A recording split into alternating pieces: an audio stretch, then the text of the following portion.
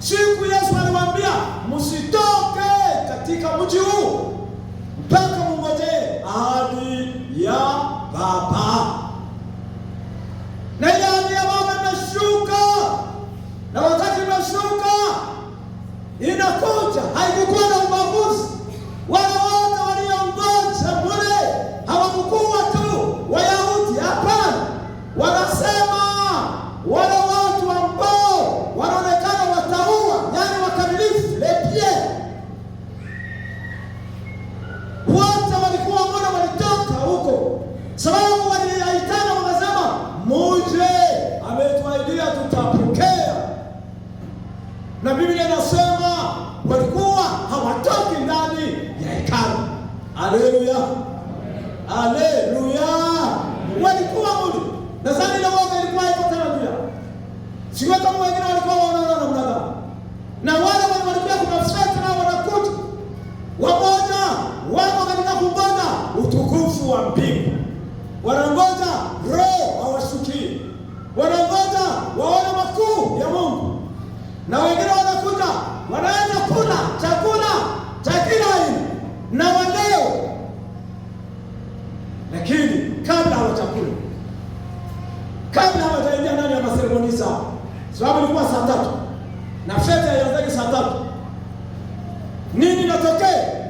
Roho ambaye ametoka kwa Mungu, kile kilichomwangwa na Mungu kila wakofondre, watu wanaanza kusema kwa lugha. Na kumbe wakati wako wanasema kwa lugha, wale watu wenye seremoni zingine hawakuwa pande, wakaanza kuwasikia.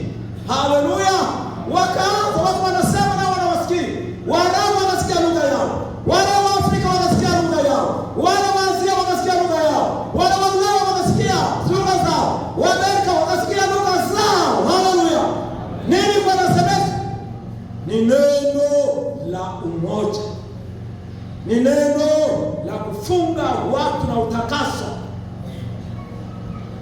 Na wanasema hawa ni nini imewatokea? Wamoja wakasema ni nini ile? Nani yenye washangaza? Ni nini ile? Wakati walisema wakasema nimewasikia wakisema kwa lugha yetu. Mbona wenye wako mwana ni watu wa Galilaya? Amena. Amena. Amen. Mna Mnyarwanda. Lakini kama roho ingeingia huko, sio bora tuseme Kinyarwanda. Na labda wengine watafsiri labda siwe kama lugha nyingine ya Kongo, labda ya Kiunde, ama nyingine siwe na mnaga, ama labda lugha ya Kishinwa. Tutasema ni maajabu ya Mungu. Amen. Bishameni ndio ya Mungu. Biradi bya mwana muntu. Amen. Amen.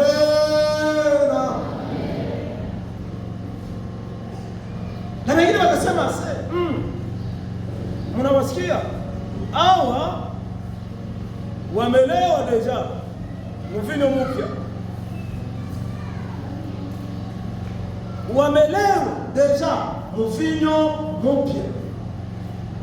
Wengine wakasema hapana, sai saa 3 hawalewi, sababu hawana ruhusa ya kunywa.